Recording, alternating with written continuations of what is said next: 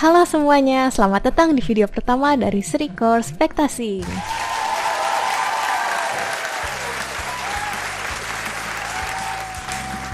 Nah, di video ini kita akan membahas tentang programming. Pertama-tama, apa itu programming? Mungkin kalau dengar kata programming, yang ada di bayangan itu orang berkacamata yang lagi ngetik dengan kecepatan dewa di laptopnya sambil gelap-gelapan, dan waktu dilihat layarnya itu ada berbaris-baris tulisan gak jelas. Jadi, sebenarnya programming itu ngapain? Kalau bahasa simpelnya, programming itu ya kegiatan membuat program. Kalau bahasa kerennya, programming itu adalah membuat set instruksi untuk menyelesaikan suatu masalah menggunakan komputer. Kenapa komputer harus diberi instruksi? Nah, jadi komputer itu bisa dibilang bodoh. Kenapa begitu? Misalnya, kalau komputer hanya diperintahkan untuk jalan, dia akan terus jalan walau nabrak tembok atau jatuh ke jurang sekalipun. Jadi, komputer ini cuma berhenti kalau kita memberi komputer itu instruksi untuk berhenti. Hal yang dilakukan komputer itu, semuanya diatur melalui programming. Program ini contohnya yang gimana? Itu ada banyak. Contohnya sekarang kalian lagi nonton video ini pakai aplikasi YouTube di HP atau lewat web browser, seperti Chrome atau Firefox. Itu semua termasuk program. Selain itu, aplikasi seperti Microsoft Office sampai games yang biasa kalian mainin itu, semuanya juga program. Gimana cara buat program? Membuat program itu ada tahapan-tahapannya. Untuk detail caranya akan dijelaskan di video-video berikutnya ya. Tapi singkatnya, instruksi-instruksi program itu ditulis menggunakan sesuatu yang disebut bahasa pemrograman. Bahasa pemrograman ini ada banyak dan bisa dikategorikan sesuai abstraksinya, atau gampangnya seberapa mirip bahasa tersebut dengan bahasa yang dipakai oleh manusia. Bahasa yang lebih mirip bahasa mesin disebut dengan bahasa low level, contohnya seperti bahasa biner yang 0101 itu, dan assembly. Bahasa yang lebih mirip bahasa manusia disebut bahasa high level, contohnya seperti Python dan Java. Terus kalau coding itu apa? Apakah sama dengan programming? Nah, soal itu akan dibahas di bagian selanjutnya nih. Simak video berikut ya, sampai jumpa lagi di lain waktu.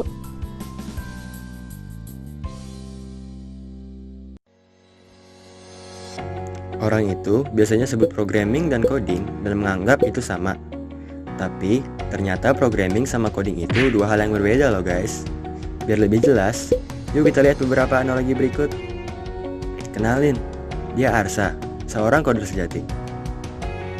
Yang ini Fawaz, si programmer imba. Saat coder diberi soal seperti ini, dia akan menggunakan cara yang konvensional, yaitu ngulik. Ya, dalam mengerjakan pekerjaannya, coder cenderung hanya memikirkan hasil, tapi kurang memperhitungkan efisiensi dalam prosesnya.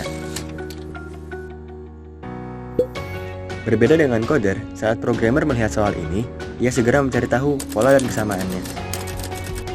Dan hasilnya, pekerjaan dapat selesai dengan hasil yang sama, namun jauh lebih efisien. Coder, jika memasak, hanya bisa melakukan hal-hal simpel seperti mengupas bawang, potong wortel, atau hanya mengikuti yang tertera dalam buku masak. Ya, intinya dia nggak bisa improvisasi gitu deh. Programmer dalam memasak juga membutuhkan skill simpel seperti coder, yakni mengupas bawang dan lainnya. Namun bedanya, programmer tidak hanya terpaku pada buku masakan. Bahkan mungkin dia bisa tuh bikin sendiri buku masakannya. Pada dasarnya, coding itu lebih seperti translator antara manusia dengan mesin. Sedangkan programming adalah menganalisis dan menyelesaikan masalah dengan efisien. Dalam programming tentu saja dibutuhkan skill coding. Jadi bisa dibilang kalau coding itu hanyalah bagian dari programming saja teman-teman.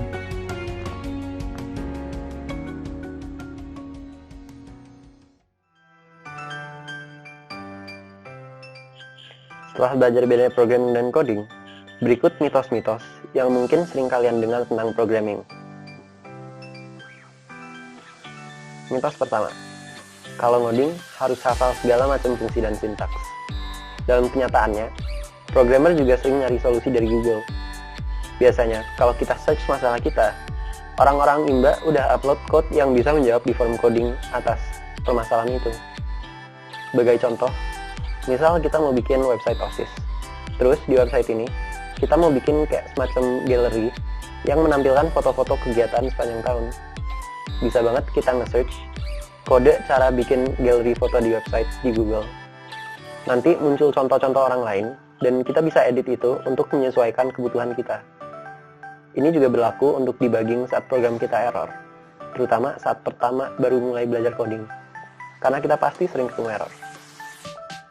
Sumber-sumber online ini akan banyak membantu kita, tapi ada catatan nih, yaitu keyword. Kita harus pintar-pintar nentuin keyword apa yang dicari di Google. Nanti pintar-pintar yang nge-search ini akan menjadi suatu skill tersendiri. Mitos kedua, kalau jago programming berarti bisa nge-hack. Di sini maksudku nge-hack itu meretas sesuatu komputer, device, ataupun network. Nah, ini mungkin karena di film-film barat, peran programmer yang paling sering dilihat adalah hacker. Mereka biasanya ada di film-film action seperti Fast and Furious, di mana hacker ini berhasil masuk ke sistem jaringan musuhnya. Padahal, banyak programmer yang bukan hacker. Perlu diingat lagi, definisi programming dan kerja programmer seperti dijelaskan di awal, yaitu orang yang menyelesaikan masalah dengan cara menulis program. Program ini dikasih ke komputer untuk dijalankan. Nah, jadi nggak semua programmer itu hacker. Masih ada peran-peran lain, seperti misal game developer. Mitos ketiga, programmer itu ansos. Stereotipe ini juga mungkin muncul dari film-film barat dan meme di internet. Emang sih, kalau ngebayangin programmer, mungkin gambar yang muncul di otak adalah orang kacamataan yang kerjanya ngoding sendiri di laptop seharian aja di kosan. Tapi dalam kenyataannya, siapapun juga bisa jadi programmer. Dan di dunia kerja sekarang, nggak jarang kalau kalian ngoding bareng. Terutama sih di kuliah saat ngerjain tugas besar.